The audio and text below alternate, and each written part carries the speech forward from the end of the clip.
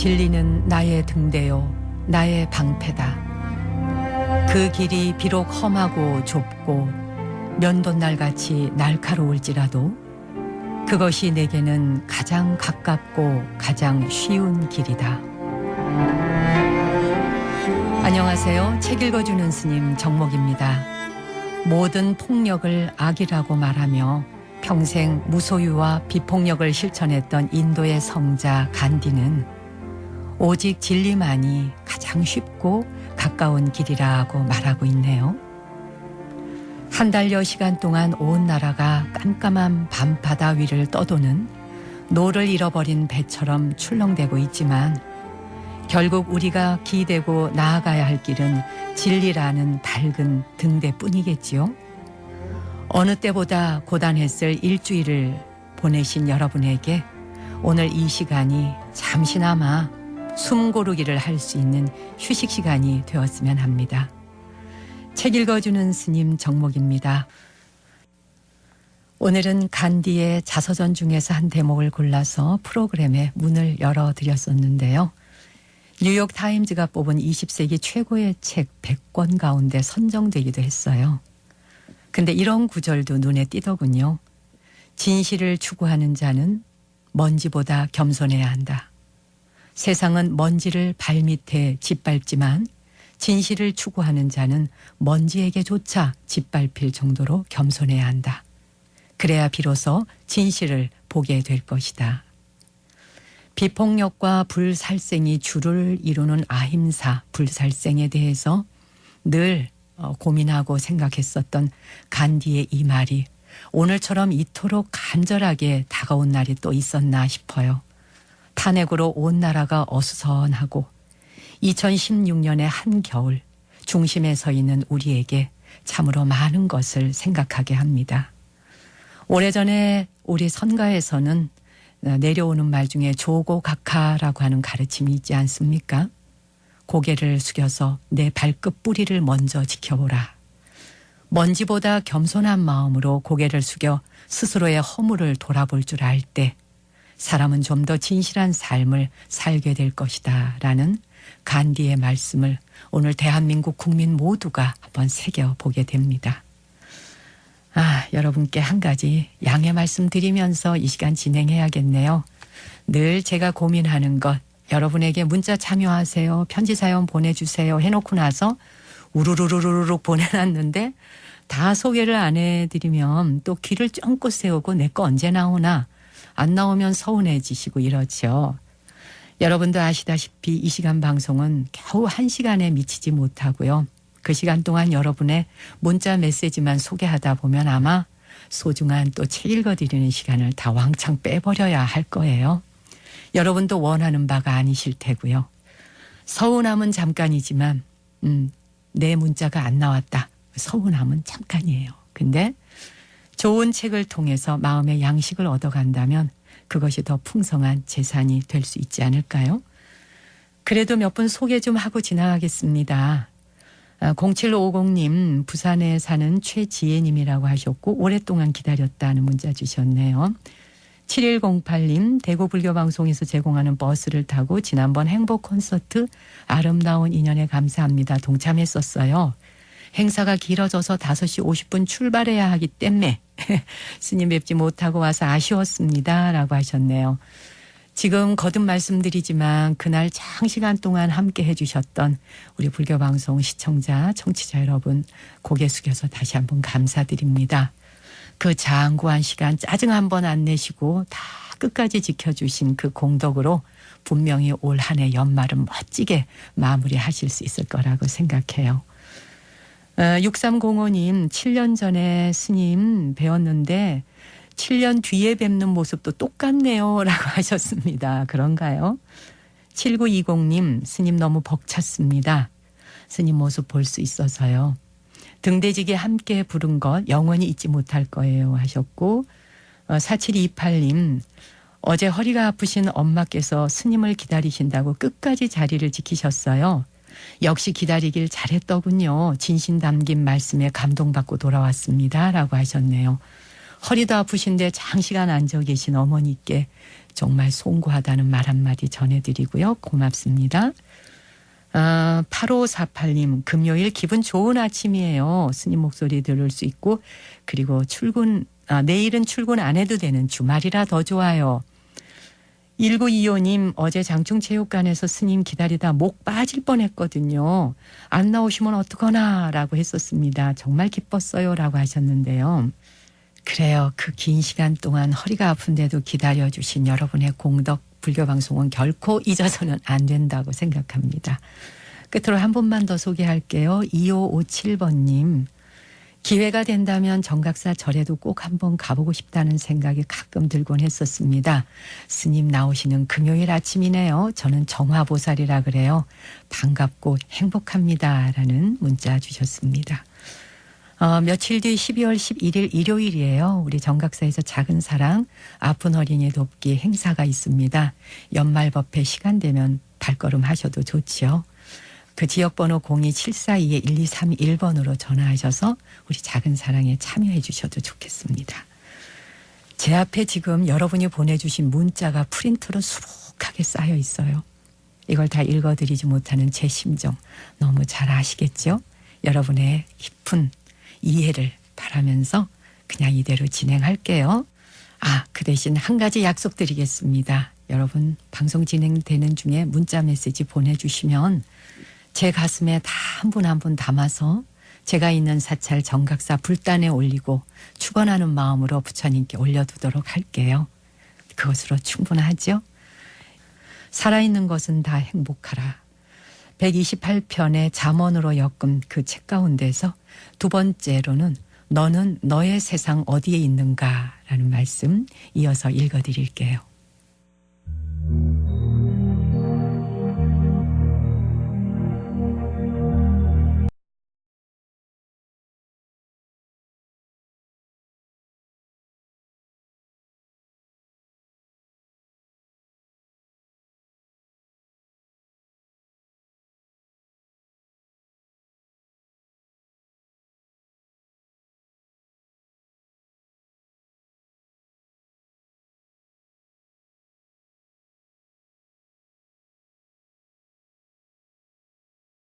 그를 눈으로만 스치고 지나치지 말고 나직한 자신의 목소리로 또박또박 자신을 향해 소리내어 읽어보라.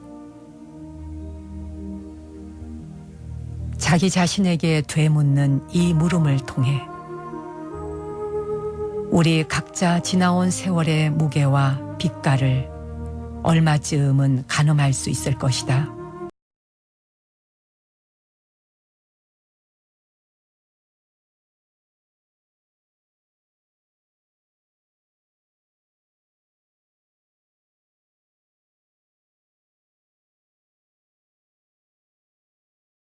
무슨 일을 하면서 어떻게 살았는지,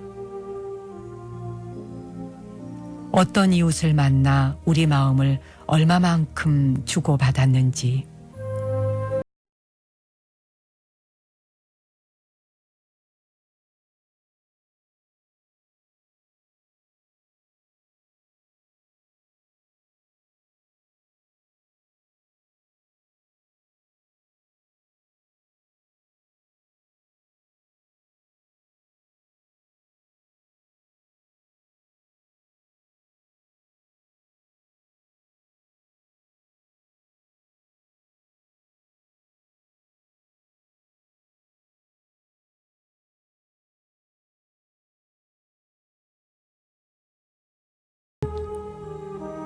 자신의 삶을 스스로 되돌아보면서 반성할 수 있는 그런 기능을 지니고 있기 때문이다. 다시 한번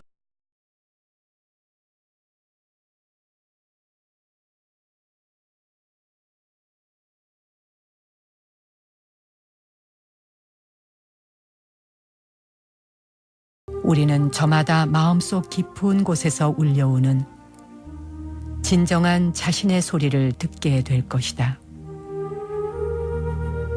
그리고 삶의 가치와 무게를 어디에 두고 살아야 할 것인가도 함께 헤아리게 될 것이다.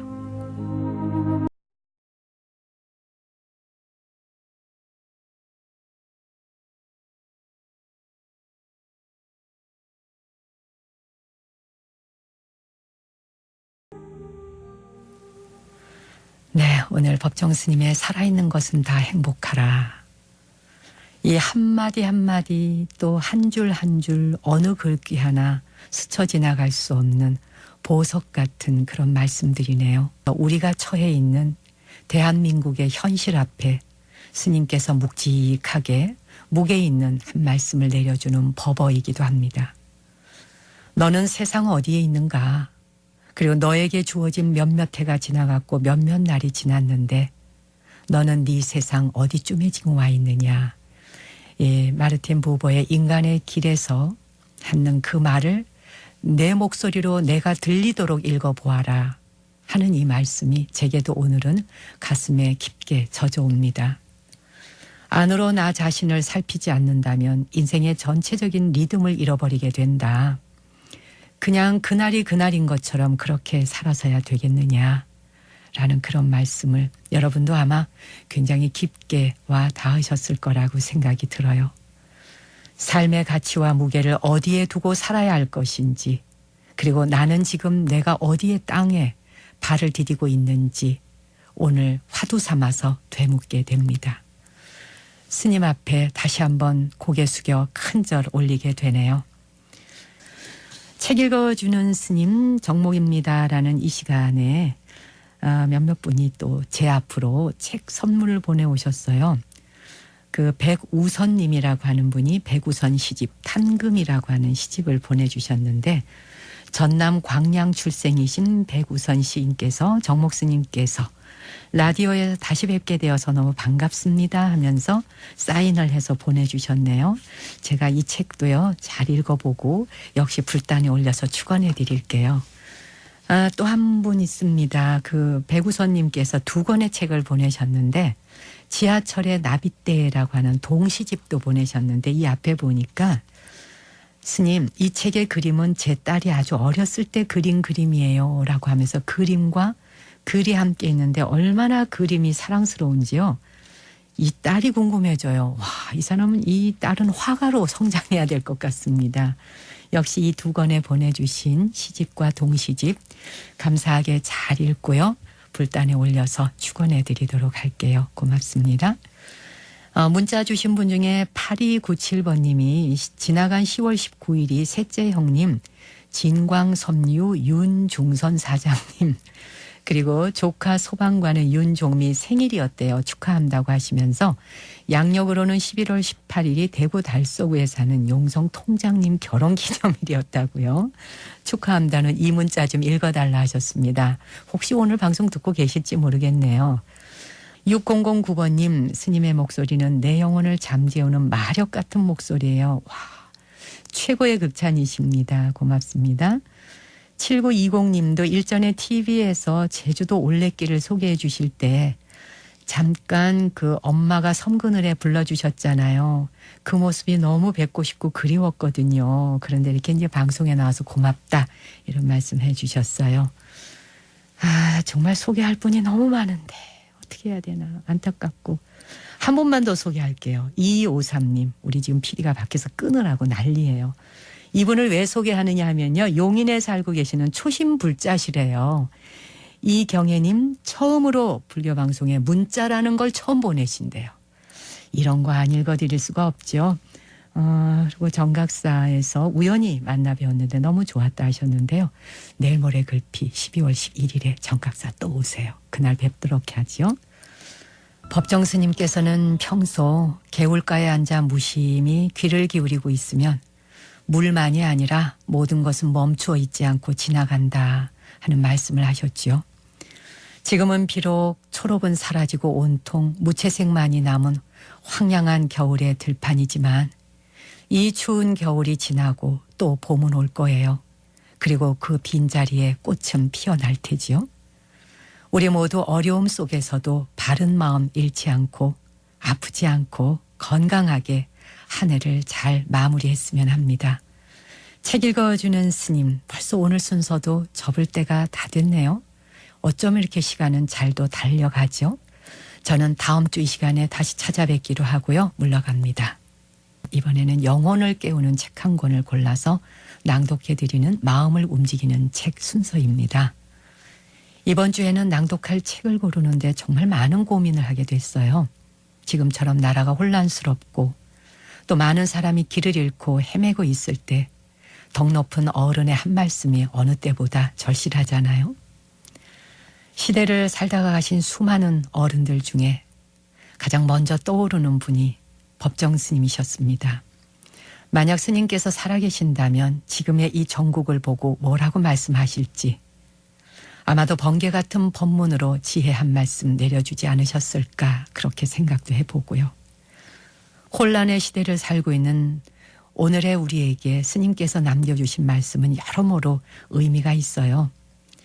오늘 낭독할 책은 법정 스님의 책 가운데 스님의 출가 50주년을 기념하면서 스님의 핵심 사상을 128편의 잠언으로 엮은 살아있는 것은 다 행복하라 라는 책을 선택해봤습니다. 그중에서 말이라는 것이 무엇인지 또 말에 대해서 생각해보고 또 스님의 생각은 어떠하신지 낭독해드릴게요.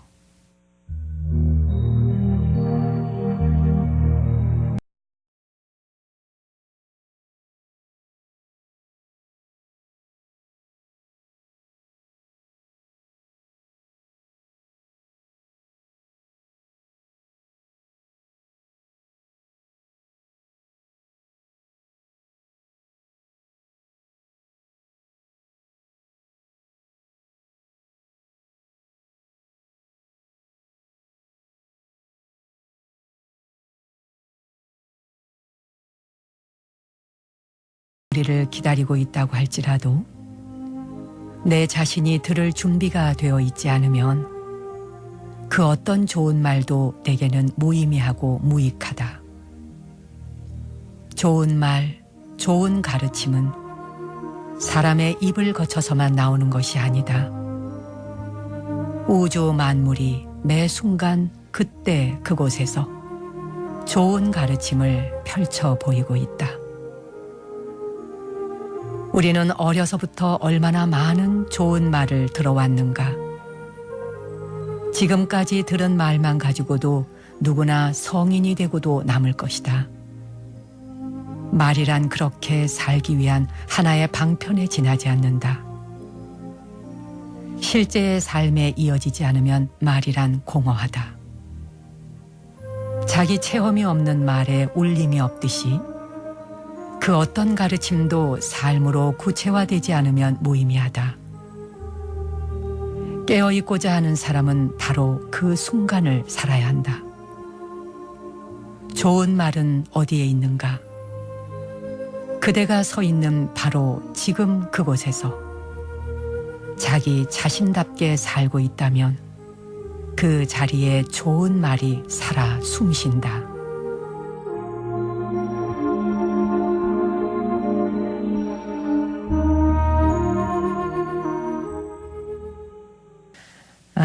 오늘은 마음을 움직이는 책 낭독해드리는 시간에 법정 스님의 책을 읽어드리고 있습니다.